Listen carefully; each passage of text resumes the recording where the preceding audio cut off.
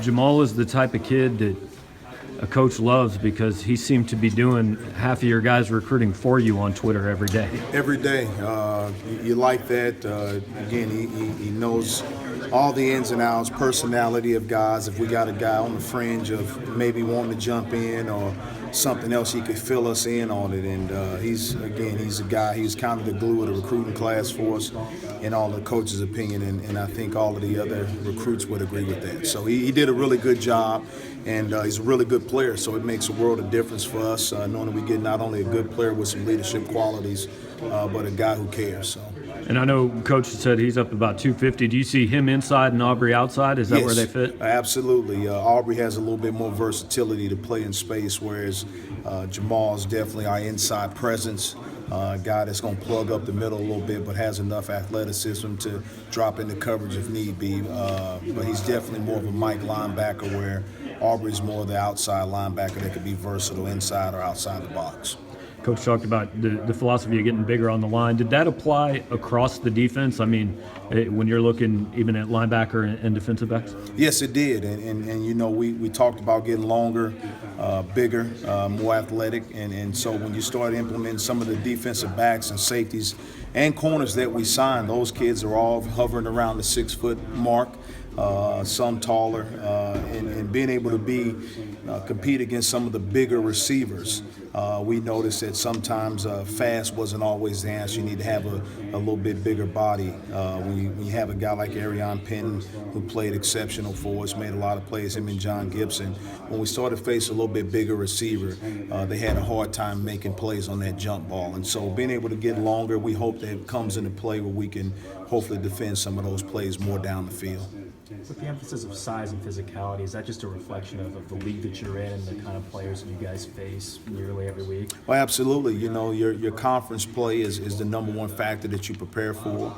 And knowing what we go up against in the East Division, we're trying to get ourselves suited to defend those guys first and foremost. And your non-conference games always kind of take care of itself, but we realized that, you know, we definitely had to get bigger in the secondary and more versatile a little bit at the linebacker spot. Defensive line traditionally has always been pretty good here, but it didn't hurt to reload some bigger bodies to put inside, especially at the defensive tackle spot. You mentioned the corner position. How big was it to get Petrie and Sparks? Oh, I mean, super excited. We felt like we wanted another one, just couldn't find another one really to go on that was at the caliber of those two guys.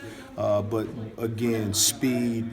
Both kids are hovering right around the 6 foot 5'11" mark, but speed it was really good, and knowing that those kids were a little bit taller brings a different element for us. We feel not only you can put those guys in coverage, but they're also able to play in some zone, and they help us on special teams. A lot of what I talked about today was special teams emphasis too, because that's another phase of the game that we can kind of forget about as offensive and defensive coaches. And so the kids that we brought in, we feel are going to improve and help our special teams units as well. You mentioned, I think it was back in November, you guys had to get better defensive tackle, more Yes. depth. I mean, you feel like, especially through the junior college guys, that you've added some not just bodies, but quality bodies? Or can these guys step in immediately? Well, absolutely. Anytime you go to junior college route, those guys have got to have an immediate impact. And so being able to get the two kids, you know, the JC guys, along with a Kobe Whiteside and you know, not only Chris Turner, who's more of an edge guy, Caleb is a guy that you heard Coach Haley talk about inside. Those two young guys, Caleb and Whiteside, who I think is a steal for us this late in the game, have a physical presence that we need to back up guys that are coming back for us.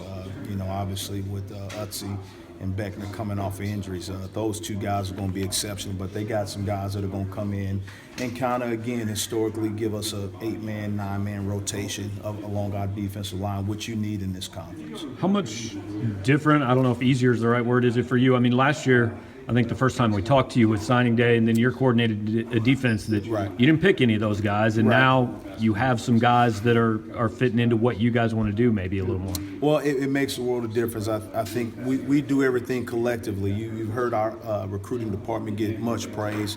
I would echo the same sentiment. They know kind of what we're looking for as a defensive staff and unit.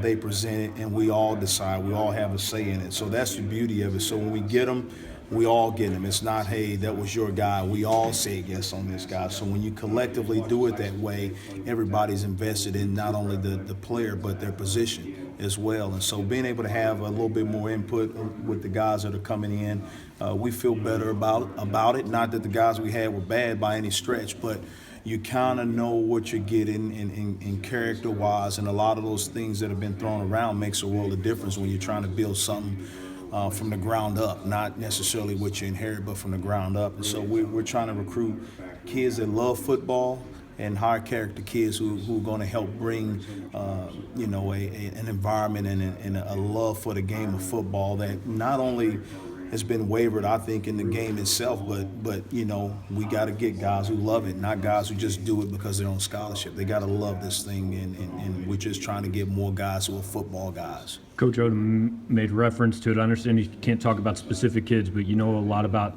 the history in this state and in St. Louis. You ever seen a collection of talent like is coming up? It's been a while. Not tooting my own horn. That year I came out, I think was '92. I think we had maybe 30. It was hovering around. Who were some of the guys you came It was out with? I couldn't even.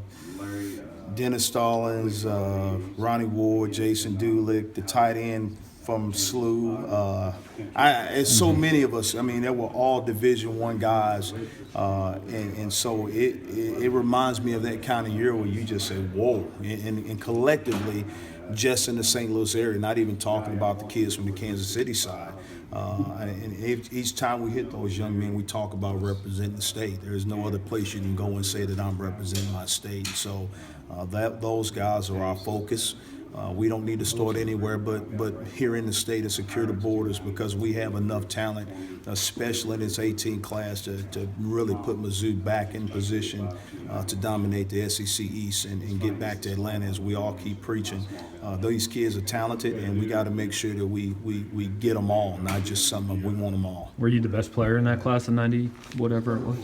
Depends on who you ask. If you ask me, I'm just asking you. Asking me, hands down. I mean, I was just happy to be part of guys that really took care of St. Louis football and made more recruiters want to get in the state of Missouri and recruit outside University of Missouri. So I was glad to be able to stay and play for the home state and really try to get the love back in the game. And I felt like I did that, and it was able to carry on the 2 years after I finished playing.